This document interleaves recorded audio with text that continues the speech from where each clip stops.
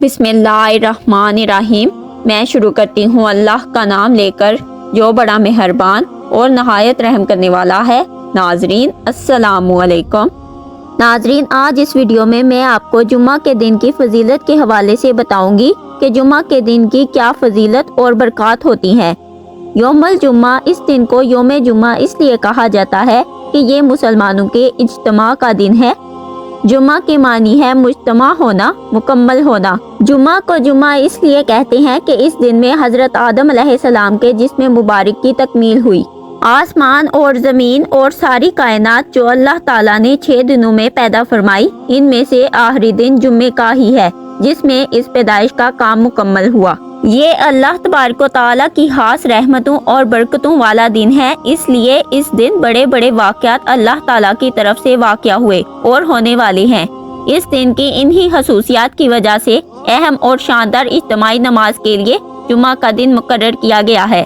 इस दिन की अजमत का अंदाज़ा आप इससे भी लगा सकते हैं कि इसके नाम से कुरान पाक में एक पूरी सूरत है कि जिसमें इस दिन के अहकाम और मसाइल बयान किए गए। अबू हुरैरा रज़ी अल्लाह ताला अन्हा से रवायत है कि आप सल्लल्लाहु अलैहि वसल्लम ने फरमाया, अल्लाह ताला ने हमसे पहले लोगों को जुम्मे से दूर रखा तो यहूदियों के लिए हफ्ते का दिन और ईसाइयों के लिए इतवार का दिन था। अल्लाह ताला हमें लाया तो इसने हमें जुम्मा के रोज की हदायत दी और जुम्मा और फिर इसके बाद हफ्ता और फिर इसके बाद इतवार रखा, और इसी तरह रोजे क़यामत भी वो हमारे पीछे होंगे। हम दुनिया में आखिरी हैं और क़यामत के रोज पहले होंगे जिनका सब महलूक से कबल फैसला होगा। इसी तरह एक और हदीस में आता है कि नबी करीम सल्लल्लाहु अलैहि वसल्लम ने फरमाया, जो शख्स जुम्मा के दिन सूरह कहफ की तलावत करेगा तो आइंदा जुम्मा तक इसके लिए एक खास नूर की रोशनी रहेगी।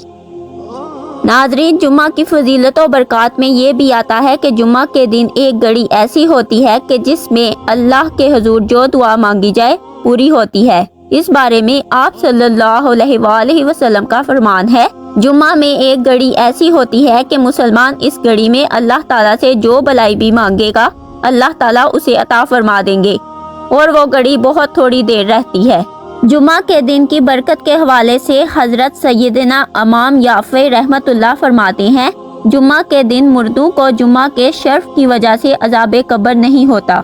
इमाम तिरमिज़ी की रवायत में आता है कि जो मुसलमान भी जुम्मा के दिन या शबे जुम्मा में इंतकाल कर जाए, अल्लाह सुब्हानो ताला उसे अज़ाब कब्र से महफूज रखेंगे। जुम्मा के दिन दुरूद शरीफ कसरत से पढ़ने की बहुत ज़्यादा फजीलत बयान की गई है। आप सल्लल्लाहु अलैहि वसल्लम ने फरमाया, जिसने मुझ पर 200 मरतबा दुरूद पाक पढ़ा, इसके 200 साल के गुनाह माफ होंगे। नाजरीन, जुम्मा के दिन गुस्ल करना, खुशबू लगाना, नाखून काटना और जुम्मा की नमाज अदा करने की बहुत ज्यादा फजीलत है। आप सल्लल्लाहु अलैहि वसल्लम का फरमान है, तुम में से जब कोई शख्स जुम्मा की नमाज के लिए आना चाहे तो उसे गुस्ल कर लेना चाहिए।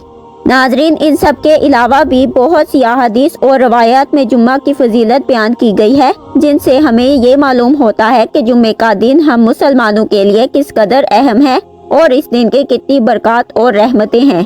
अल्लाह तबारक व तआला हमें अल्लाह और इसके रसूल के अहकामात पर अमल पैरा होने की तौफीक अता फरमाए। आमीन या रब्बुल आलमीन। नाजरीन, उम्मीद है कि ये वीडियो आपको पसंद आई होगी। तो मिलते हैं एक नई वीडियो के साथ, तब तक के लिए अल्लाह निगहबान।